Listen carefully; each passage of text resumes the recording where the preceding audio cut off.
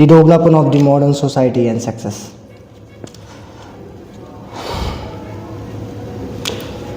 आज के ज़माने में सक्सेस का मतलब क्या रह गया है पता है आपको?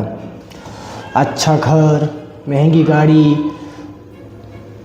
6 डिजिट सैलरी। इसी ज़िंदगी की असल वैल्यू पैसों में और घर के ईंटों और दीवारों से गिनी जाती है।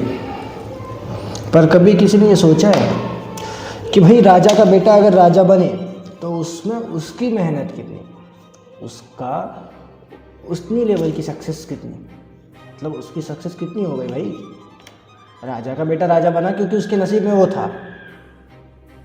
लेकिन कभी किसी ने ये सोचा है कि भाई जो बंदा practically, emotionally, physically and financially इन चारों स्टेज के ऊपर से गुजरता है वही असल में सक्सेसफुल हो।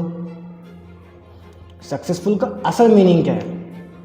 चाणक्य कहते हैं कि जो बंदा अपने लाइफ में कोई भी रिग्रेट ना करे, समाज में और समाज के लिए उसने अपनी ज़िंदगी का कुछ पार्ट दान दिया हो, कुछ पार्ट देश के लिए और समाज के लिए इस्तेमाल किया हो, केवल पैसा ना कमाते हुए, ज्ञान ना बढ़ाते हुए और ताकतवर की चापलूसी न करते हुए, समाज में अपना एक अस्तित्व निर्माण न करने के चक्कर में बस केवल सेवा के रूप में ही आगे बढ़े तो उसे सक्सेसफुल माना जा सकता है। कीर्ति अलग तरह से मानी जाती है। तो welcome to soul and story. मेरा नाम अभय। मैं यहाँ अपना भड़ास निकालना चाहता हूँ, अपने लाइफ के कुछ ऐसे पॉइंट आपके सामने रखना चाहता हूँ कि भाई दुनिया कैसी है, किताबों में लिखी हुई बड़ी बड़ी बातें और मैं जो देखता हूँ मेरे यानी मिडिल क्लास लोगों के साथ जो चीज़ें होती है वो कैसे रिलेट की जाती है। Soul and story is for the person who think too much. ये ह्यूमन डायरी है, समाज के तानों को निकालने के लिए एक ऐसी जगह जहाँ हम उन्हीं समाज के लोगों को, अपने परिवारों को, अपने रिश्तेदारों को मुंह तोड़ जवाब दे सके। तो शुरू करते हैं आज का टॉपिक। लोग पूछते हैं कि सक्सेस क्या है। अब भाई सक्सेस की डेफिनेशन अलग अलग हिसाब से होती है। हाल ही में मैं मेरे चाचा की हाउस वार्मिंग पार्टी के लिए गया था, गृह प्रवेश। तो वहाँ ना एक रिश्तेदार हम बैठे थे। रिश्तेदार का एज कुछ होगी 60-70। वो आके बैठा और ऐसे लेट गया, आराम से पलटी मार के ऐसे मस्त सोफे पे बैठ गया। घर देखा और पापा को कहता है कि भाई बाप से तो कुछ हो नहीं पाया, बच्चे ने देखो कितना बड़ा घर बना है। मेरे दिमाग में ये आया कि भाई इस बंदे ने, बच्चे ने जो किया वो तो उसकी काबिलियत थी, ठीक है, लेकिन इस बंदे ने बच्चे के उस घर को देख के बाप की कीमत निकाल दी। अरे ये क्या लॉजिक है भाई? मतलब बाप ने उसकी लाइफ में कुछ किया ही नहीं। अब वो घर किस हिसाब से बना होगा, लोन से बना होगा कि भाई चोरी चपाटियों के पैसे से बना होगा, वो अलग बात रही, लेकिन उसकी इमेज उस घर के और उस मकान के हिसाब से बन गई। मेरे दिमाग में वही तभी ट्रिगर हुआ कि यार असल में सक्सेस क्या है। सवाल खड़ा रहा और ज्ञान भी वो दे रहा था कि जिसके घर में पहले से खुद के लगे पड़े हैं, उसके खुद के लाइफ में प्रॉब्लम चल रहे हैं और वो दूसरे की प्रॉब्लम्स निकाल रहा है। अरे मराठी में कहावत है ना, स्वतःचं फाटून पडलं तरी दुसऱ्याचं शिवायची तयारी।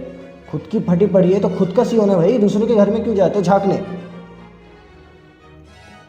अलग अलग किस्म का पॉइंट है भाई, अलग अलग। बचपन में माँ बाप जहाँ सच बोलने के लिए कहते थे, वही माँ बाप जब बड़ा होने के बाद कहते हैं कि झूठ बोलना सही है। सही है मतलब उस तरह से नहीं कि कभी कभी झूठ बोलने से अगर फ़ायदा हो तो कोई बोलने में दिक्कत नहीं है। जहाँ कोई बच्चा अगर पूजा पाठ करे, भगवान की आरती करे, व्रत रखे, ये सब कुछ करे, या 5 वक्त की नमाज़ पढ़े, हर संडे आपका कैंडल लगाने जाए, हर किसी के रिलीजन के हिसाब से, तो लेकिन उसमें बस एक खामी हो कि वो सच बोलता हो और मुंह पे बोल देता हो, तो वो बंदा बहुत नालायक हो जाता है। घर के माँ बाप भी उसे स्वीकार नहीं करते। लेकिन जो बंदा दारू पीता हो, सिगरेट लेता हो, ड्रग्स करता हो, नशे छुआरे चोरी हरकतें करता हो, लेकिन वो मीठी जुबान से सबके सामने बात करे तो वो अच्छा बन जाता है। मतलब सोसाइटी किसी को उसके कर्म के आधार पे जज नहीं करती, उसके बाहरी रूप के आधार पे जज करती है। तो फिर वास्तव में सोसाइटी ये दोगलापंती नहीं कर रही है। डोंट जज बुक बाय इट्स कवर कहने वाली यही सोसाइटी ऑलवेज जज book from its cover. Point है या नहीं, आप बताओ। ठीक है, मैंने सब कुछ मान लेता हूँ कि भाई हर एक चीज़ है कि सच है कि लाइफ में ना ये सारी चीज़ें, ये सारी पॉइंट ऑफ व्यू अपने अपने हालात में अपने अपने व्यूज़ के अनुसार सही है, क्योंकि लाइफ एक सिंपल रो की तरह, एक सिंपल सीधी लाइन की तरह नहीं चली जा सकती। उसमें आड़े टेढ़े रास्ते आते हैं, लेकिन हमें जो उसूलों पे जीने का कहा गया है वही उसूल बाद में जाके स्विच हो जाते हैं। फॉर एग्ज़ाम्पल कि भाई कोई ये नहीं देखता, मतलब मैंने जो फेस किया है मैं बताऊँ कि भाई बड़े आदमी के बेटे के सामने सब हाथ जोड़ के, भाई बड़ा आदमी है, बड़ा आदमी का बेटा है, हाँ भाई आप जो बोले वो सही, आप जो बोले वो सही। अगर उसने बोल दिया ना कि भाई सूरज पश्चिम से नहीं उत्तर से उगता है, तो लोग कहेंगे सॉरी। अगर उसने कह दिया कि सूरज ईस्ट से नहीं वेस्ट से उगता है, तो लोग बोलेंगे हाँ क्यों, क्योंकि उनको उनका काम निकालना पड़ता है। लेकिन कोई ये नहीं सोचेगा कि भाई वो बंदा पागल है, अपने बाप के पैसों पे जी रहा है। ठीक है भाई, उस बंदे की जो हो डिग्री हो, जो कुछ पढ़ा लिखा हो, लेकिन वास्तव में उसके विचार क्या है? बड़ा आदमी है इसलिए आगे आगे करो और काम हो जाए। लाइफ इतनी डोगली बन चुकी है हम सबकी कि भाई उसका नाम लाइफ रखना है। एक तरफ जहाँ आदमी ह्यूमैनिटी करता है, दूसरी तरफ वही आदमी हेलो कॉल क्यों नहीं उठाया, बिजी था, और बिजी ना होकर भी बिजी था कह के सामने वाले को टालता है। निस्वार्थ भाव को प्यार कहने वाले हम बिना स्वार्थ के प्यार करते नहीं है।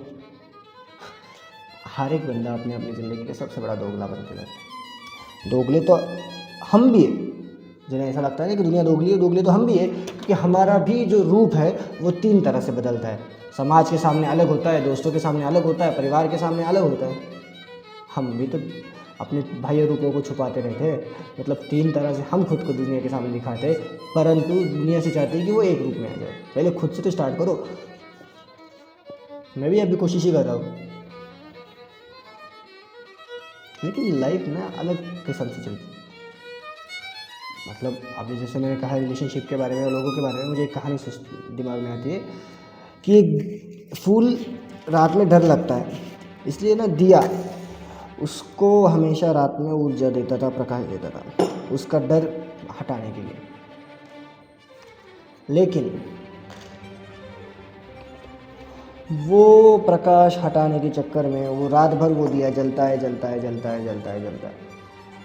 फूल उसके वजह से खुश रहता है और डरता नहीं है। लेकिन जब दिए का तेल ख़त्म हो जाता है तब वो बुझ जाता है और फिर से रात अंधेरी रात फूल को डराने लगती है। अब सुबह होने में कोई देर नहीं होती, लेकिन उसी टाइम पे एक जुगनू उस फूल के पास आता है और उसका डर भगाता है। लेकिन फूल की दोगलापंती की हद देखो कि जैसे जुगनू उसको आके रोशनी देता है, वो दिए से पूछता है कि तूने क्या किया मेरे लिए, जब मुझे सबसे ज़्यादा तेरी ज़रूरत थी तब मुझे तूने छोड़ दिया। उस फूल ने ये नहीं देखा कि भाई दिया दिन भर, मतलब रात भर जल रहा था, लेकिन जब उसका अस्तित्व, उसका तेल ही ख़त्म हो गया तब वो बुझ गया। उसकी नियति थी तेल ख़त्म होते बुझ जाने की, लेकिन उसने खुद को ख़त्म कर दिया। अलग किस्म का स्वाद है। लोगों के लिए सक्सेस पैसा, घर, गाड़ी, बैंक बैलेंस ये सब कुछ होगा, लेकिन मेरे हिसाब से पैसा, घर, बैंक बैलेंस ये सिर्फ एक टेंडेंसी है। आप जब मर जाओ ना तब लोगों को आपकी अच्छाई याद आनी चाहिए, बुरी नहीं। मेरे हिसाब से पता है सक्सेस क्या है? मेरे हिसाब से सक्सेस है कि भाई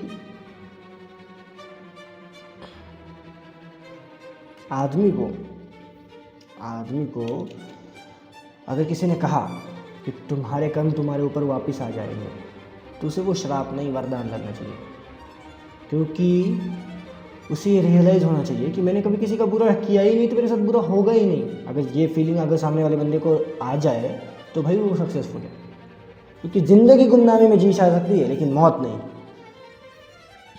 क्योंकि मौत हमेशा ही सबके सामने होनी चाहिए।